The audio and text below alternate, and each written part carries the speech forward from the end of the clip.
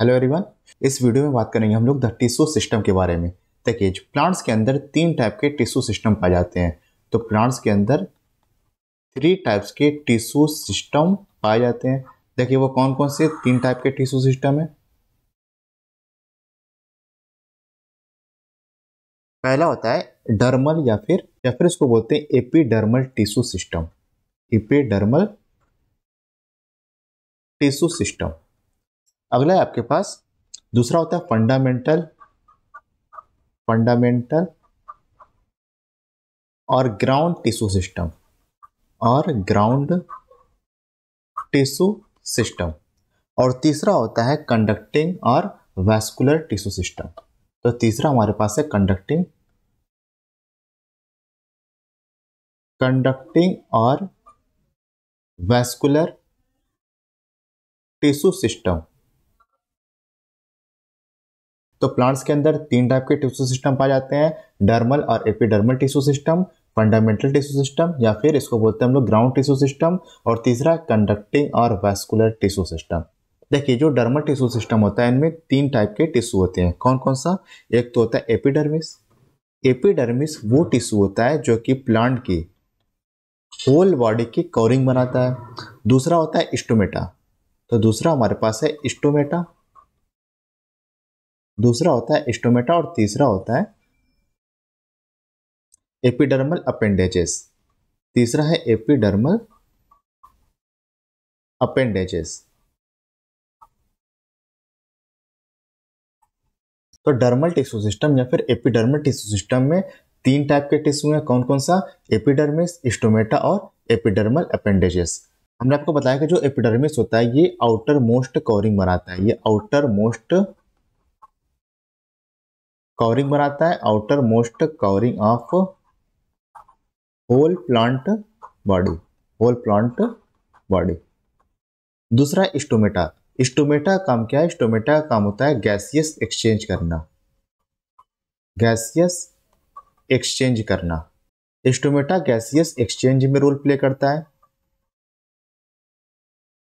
देखिए, स्टोमेटा के अंदर स्टोमेटल एपरेटस का फॉर्मेशन करते हैं। स्टोमेटल एपरेटस का फॉर्मेशन करते हैं 3 तरह के सेल मिलकर के।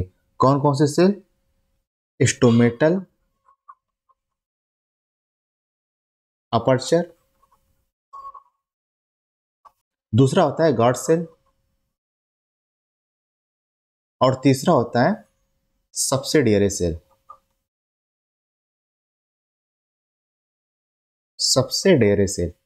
अब stomatal aperture, guard cell and subsidiary cell मिलकर के स्टोमेटल एपरेटस का फॉर्मेशन करते हैं। तो ध्यान रखिएगा, यहाँ पे लिखा गया अपर्चर और यहाँ पे लिखा गया एपरेटस। तो एपरेटस और अपर्चर अच्छे से याद रखिएगा।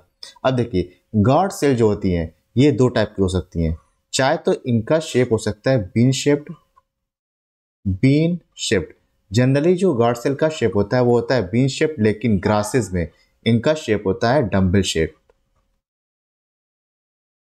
ग्रासेस में जो गार्ड सेल होती है इनका शेप होता है डम्बल शेप्ड। कहां पर होगा? ग्रासेस। बाकी सब जगह कैसा होता है? बाकी सब जगह होता है बीन शेप्ड। अब हम बात कर लेते हैं यहाँ पे एपिडर्मल अपेंडेजेस के बारे में।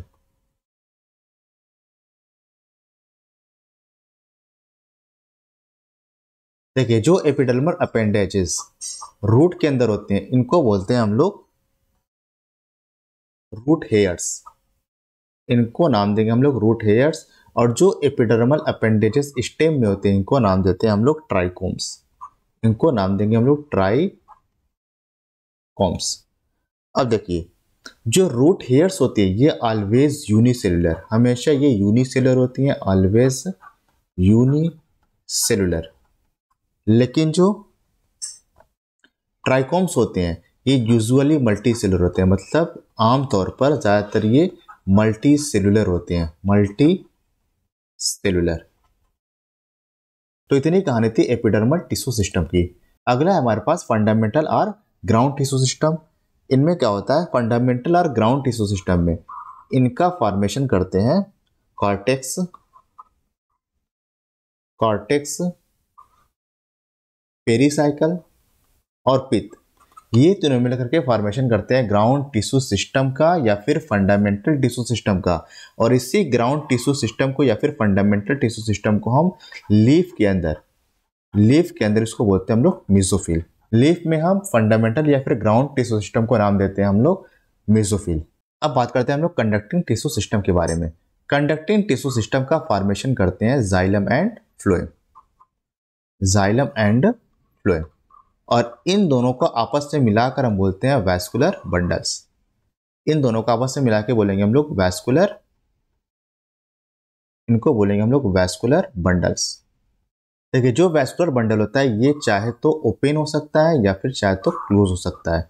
ओपन कब बोलेंगे? जब जाइलम और फ्लोएम के बीच में कैम्बियम प्रेजेंट होगा।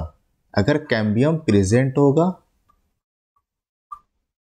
तो इसको नाम देंगे हम लोग ओपन टाइप, इसको नाम देते हैं हम लोग ओपन वैस्कुलर बंडल। अगर कैम्बियम एब्सेंट होगा, अगर कैम्बियम एब्सेंट होगा तो इसको नाम देंगे हम लोग क्लोज्ड वैस्कुलर बंडल। जो ओपन टाइप का वैस्कुलर बंडल पाया जाता है ये पाया जाता है डाइकॉट स्टेम में। इसका एग्जांपल है डाइकॉट स्टेम। जो क्लोज वैस्कुलर बंडल होता है ये पाया जाता है मोनोकॉट में। मोनोकॉट में कैम्बियम प्रेजेंट होगा तो इसका काम है सेकेंडरी ग्रोथ कराना। मतलब अगर कैम्बियम प्रेजेंट है तो सेकेंडरी ग्रोथ होगी, अगर कैम्बियम एब्सेंट है तो सेकेंडरी ग्रोथ नहीं होगी। इसलिए डाइकॉट के अंदर सेकेंडरी ग्रोथ होती है और मोनोकॉट के अंदर सेकेंडरी ग्रोथ नहीं होती है। और क्या हो सकता है? और ये हो सकता है कि वैस्कुलर बंडल जो होता है ये दो टाइप का है,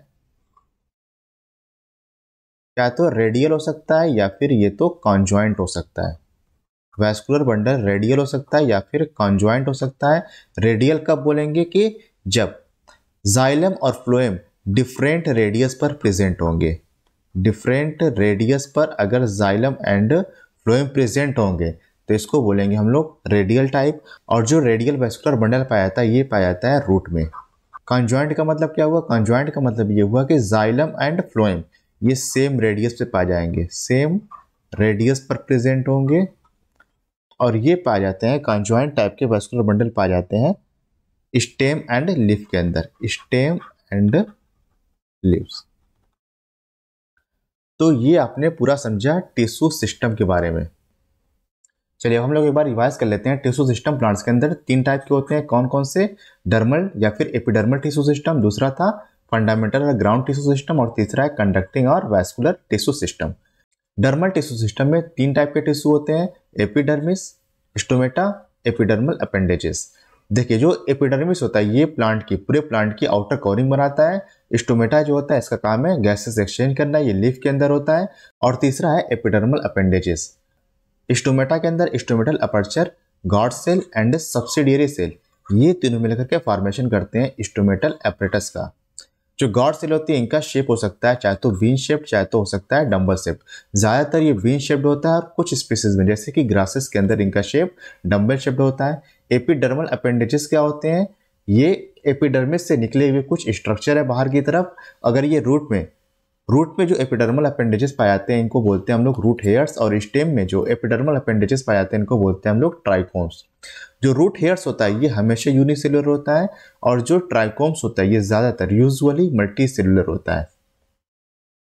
फंडामेंटल और ग्राउंड टिश्यू सिस्टम में कॉर्टेक्स, पेरीसाइकिल और पित्त ये आपस में मिलकर के फॉर्मेशन करते हैं फंडामेंटल और ग्राउंड टिश्यू सिस्टम का। और इन्हीं ग्राउंड टिश्यू सिस्टम को बोलते हैं हम लोग लीफ के अंदर मेसोफिल नाम दिया जाता है। इसको मैंने याद किया था सीपीपी से। सीपीपी फॉर्मेशन करता है ग्राउंड टिश्यू सिस्टम का। अगला है कंडक्टिंग टिश्यू सिस्टम और vascular tissue system. Conducting tissue system या फिर वैस्कुलर टिश्यू सिस्टम का फॉर्मेशन करते हैं जाइलम एंड फ्लोएम और इनको आपस में मिलाकर बोलते हैं हम लोग वैस्कुलर बंडल। वैस्कुलर बंडल दो टाइप का हो सकता है। कौन कौन सा? रेडियल या फिर कॉन्जॉइंट। रेडियल कब बोलेंगे? कि अगर जब जाइलम और फ्लोएम अलग अलग रेडियस पर, स्टेम के अंदर अलग अलग रेडियस पर प्रेजेंट होंगे तो इसको नाम देंगे हम लोग रेडियल। और ऐसा पाया जाता है रूट के अंदर। कॉन्जॉइंट कब बोलेंगे? जब जाइलम और फ्लोएम एक ही सेम रेडियस पर प्रेजेंट होंगे तो इसको नाम देंगे हम लोग कॉन्जॉइंट। और ये पाया जाता है स्टेम और लीफ के अंदर। देखिए वैस्कुलर बंडल के अंदर ऐसा हो सकता है कि कैम्बियम प्रेजेंट हो और ऐसा भी हो सकता है कि कैम्बियम एब्सेंट हो। अगर कैम्बियम प्रेजेंट होगा तो सेकेंडरी ग्रोथ इनके अंदर हो सकती है, इसलिए इसको बोलते हैं हम लोग ओपन वैस्कुलर बंडल। अगर कैम्बियम एब्सेंट होगा तो इसके अंदर सेकेंडरी ग्रोथ नहीं होगी, इसको बोलेंगे हम लोग क्लोज्ड वैस्कुलर बंडल। जो ओपन वैस्कुलर बंडल होता है ये पाया जाता है डाइकॉट के अंदर, और जो क्लोज वैस्कुलर बंडल होता है ये पाया जाता है मोनोकॉट के अंदर। तो ये सारे डिटेल थी टिश्यू सिस्टम के बारे में। अगर वीडियो आपको अच्छा लगा तो इसे लाइक कर दीजिएगा, चैनल को सब्सक्राइब कर लीजिए ताकि जैसे ही वीडियो अपलोड हो फौरन आपको नोटिफिकेशन मिल जाए। Thank you.